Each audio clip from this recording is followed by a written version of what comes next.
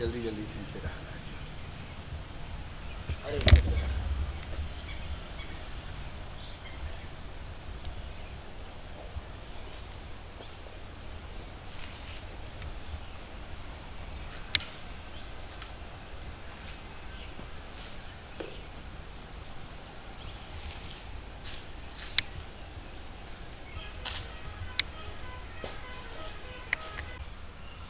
Student, आज हम discuss करेंगे नरेशन के बारे में, जो ग्रामर के एक बहुत इम्पोर्टेंट चैप्टर है। हम सीखेंगे कि नरेशन में डायरेक्ट नरेशन को इनडायरेक्ट नरेशन में मूव कैसे किया जाता है, चेंज कैसे किया जाता है। सबसे पहले स्टूडेंट, किसी भी टॉपिक का डिफिनेशन हमको लर्न करना है। तो student, the definition of narration is a statement of narration is called narration. मतलब नरेटर का कोई भी स्टेटमेंट है, स्पीकर का कोई भी स्टेटमेंट है, उसे नरेशन कहते हैं।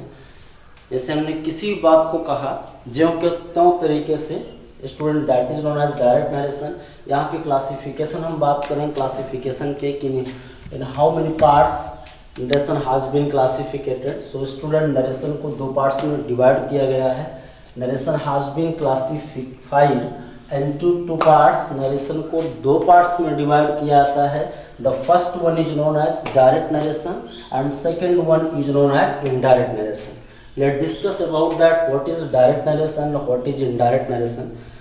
यहाँ पे ये इंपॉर्टेंट सवाल है कि डायरेक्ट नरेशन क्या है और वास्तव में इनडायरेक्ट नरेशन क्या है। स्टूडेंट, इस डायरेक्ट नरेशन का डिफिनेशन है to narrate any matter with exact word of the narrator is known as direct narration. It means that narrator के एग्जैक्ट वर्ड को ही हम अगर किसी बात को नरेट कर देते हैं, उसके एग्जैक्ट वर्ड के जरिए ही, उसका मतलब है डायरेक्ट नरेशन।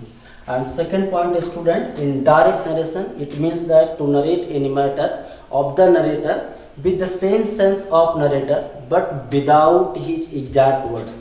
नरेटर के सेम सेंस को हम डिस्कस करते हैं लेकिन उसके एग्जैक्ट वर्ड को स्किप कर देते हैं।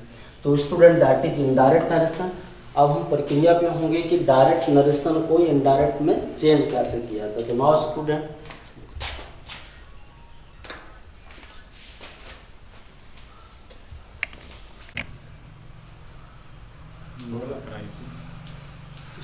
Rules for assertive sentence. सबसे पहले स्टूडेंट हम असर्टिव के बारे में बात करते हैं। You know that assertive sentence is known as with the second word declarative sentence. Assertive, and you know that assertive is a root that consists the two branch. It means that it has contained the two types of the statement. The first one is known as positive statement and second one is known as negative statement. So student, rules for assertive, assertive को declarative कहा जाता है और assertive एक root है या declarative एक root है और उसके दो पॉइंट्स हमारे बनते हैं, पॉजिटिव और negative. It means that positive और negative both are assimilated under assertive sentence. So student, we discuss about the process to move direct narration into indirect narration under this topic, rules for assertive sentence. As we know that student, जैसा कि हम जानते हैं कि direct narration के दो part होते हैं student. The first one knows reporting verb and second one is known as reported part, or you can say that reported speech, both are same. Student, here are two parts of the direct narration, reporting verb and second reported part. It means that direct narration में हमको दो part मिलता है, एक reporting verb मिलता है और दूसरा रिपोर्टेड पार्ट या रिपोर्टेड स्पीच मिलता है। स्टूडेंट, हम प्रोसेस पे हैं। सबसे पहले प्रोसेस पे हम फंडामेंटल रूल्स पे बात करेंगे कि यहाँ पे आपका टॉपिक है रूल्स फॉर असर्टिव सेंटेंस। मतलब सबसे पहला प्रोसेस क्या है डायरेक्ट नरेशन को इनडायरेक्ट में चेंज करने का। So student, let's discuss about what is the process to move direct narration into indirect narration. So firstly student, our first point is known as changing in reporting verb. Student, सबसे पहले किसी भी direct narration को indirect में change करने के लिए हम लोग सबसे पहले चेंजिंग इन रिपोर्टिंग वर्ब की बात करेंगे। रिपोर्टिंग वर्ब में सबसे पहले चेंजिंग करेंगे। तो स्टूडेंट, यहाँ पे हम लोग बात कर रहे हैं said to, that will be changed into told, says to, that will be changed into tells, say to, that will be change into tell. It means that जिस वर्ब फॉर्म में ये सेड वर्ब है same उसी verb form में हम tell को ले जाएंगे। इट मीन्स दैट ये पास्ट फॉर्म में है तो स्टूडेंट हम टेल को भी पास्ट फॉर्म टोल्ड में करेंगे। सेज आपका प्रेजेंट इंडेफिनिट के फॉर्म में है तो टेल्स करेंगे। And student here say to means that is change into the tell. और यहाँ पे स्टूडेंट एक पॉइंट की बात है, दो कंडीशन बनती है व्हेन वी चेंज इट, जब हम इसे चेंज करेंगे। और यहीं पे दूसरी कंडीशन स्टूडेंट है, यहाँ पे बन जाएगी when do be not change.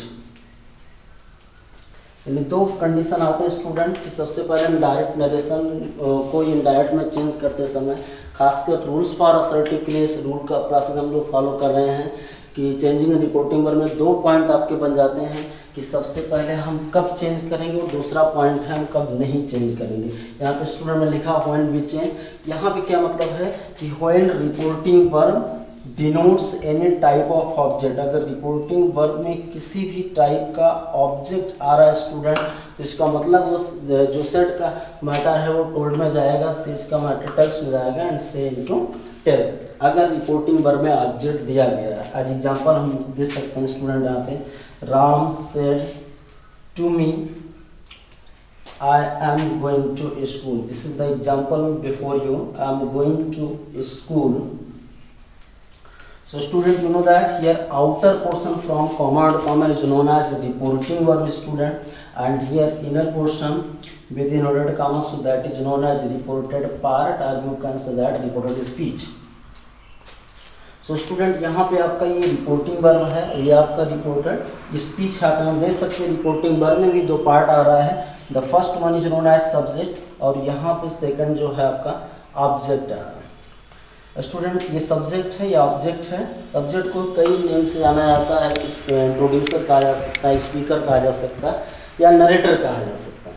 यहाँ पे स्टूडेंट आप देख सकते हैं this reporting verb denotes object and object here. ये रिपोर्टिंग वर्ब में यहाँ एक ऑब्जेक्ट आ रहा है, ये नरेटर जो है अपनी बात किससे कह रहा है, अगर वो दिया गया है वो सेंटेंस में इंट्रोड्यूस्ड है, it means that object is given in reporting verb. So it means that if object is given reporting verb then we have to change into said into told, said into tells and say into tell. वही दूसरी condition आती है कि when reporting verb does not denote in type of object then be right say into say, said into said. यानी यहाँ पे हम लोग कोई परिवर्तन नहीं करेंगे, सेड का परिवर्तन सेड में होगा और सेज का परिवर्तन सेज में होगा एंड से इनटू से।